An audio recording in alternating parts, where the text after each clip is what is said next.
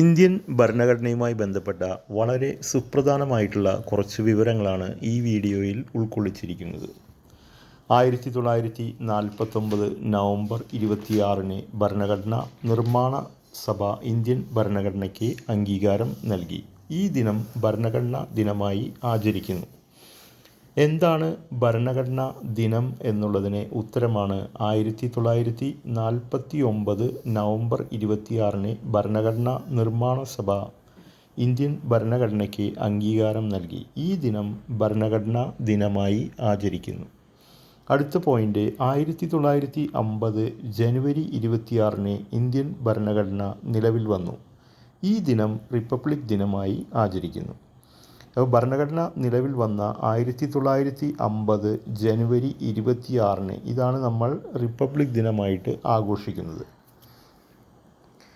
1950 ജനുവരി 26 Indian ഭരണഘടന നിലവിൽ വന്നതോടെ Indian union republic of India ആയി നിലവിൽ വന്ന ജനുവരി 26 എല്ലാ വർഷവും റിപ്പബ്ലിക് ദിനമായി ആചരിക്കുന്നു.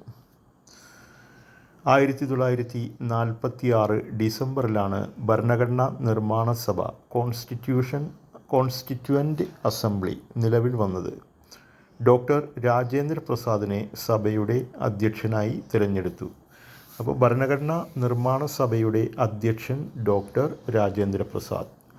ഭരണഘടനാ നിർമ്മാണ സഭയുടെ ആദ്യ യോഗം ചേർന്നത് 1946 December 6 സ്വാതന്ത്ര്യാനന്തരം 1947 August 29 doctor BR Ambedkar ചെയർമാനായി ഒരു ഡ്രാഫ്റ്റിംഗ് കമ്മിറ്റിക്ക് രൂപം നൽകി. ഈ കമ്മിറ്റി 1948 ജനുവരി 21 ഭരണഘടനയുടെ ആദ്യ ഡ്രാഫ്റ്റ് നിർമ്മാണ സഭയുടെ അധ്യക്ഷന് സമർപ്പിച്ചു.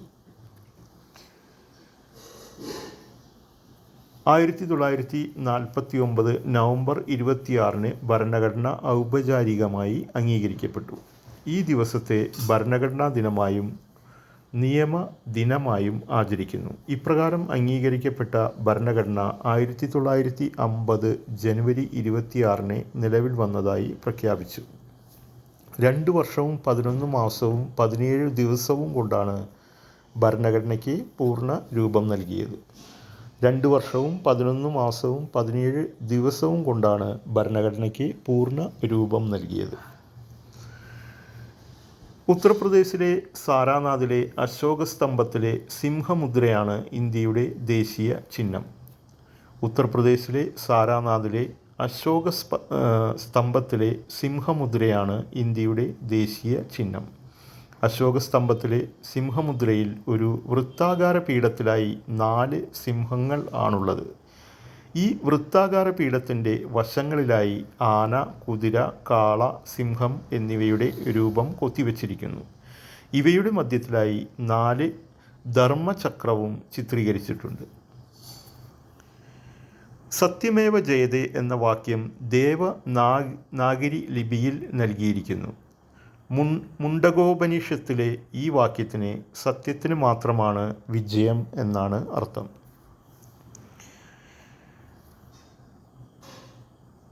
രവീന്ദ്രനാഥ് ടാഗോർ ബംഗാളി ഭാഷയിൽ രചിച്ച ജനഗണമന എന്ന് തുടങ്ങുന്ന ഗാനത്തിൻ്റെ ഹിന്ദി പരിഭാഷയാണ് നമ്മുടെ ദേശീയ ഗാനം. രവീന്ദ്രനാഥ് ടാഗോർ ബംഗാളി ഭാഷയിൽ രചിച്ച ജനഗണമന എന്ന് തുടങ്ങുന്ന ഗാനത്തിൻ്റെ ഹിന്ദി പരിഭാഷയാണ് നമ്മുടെ ദേശീയ ഗാനം.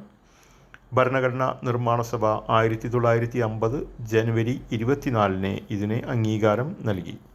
52 സെക്കൻഡാണ് ദേശീയഗാനം പാടാൻ ആവശ്യമായ സമയം. 52 സെക്കൻഡ് മാത്രമാണ് ദേശീയഗാനം പാടാൻ ആവശ്യമായ സമയം. ഇന്ത്യൻ നാഷണൽ കോൺഗ്രസിൻ്റെ കൽക്കട്ട സമ്മേളനത്തിലാണ് ഇത് ആദ്യമായി ആലപിച്ചത്.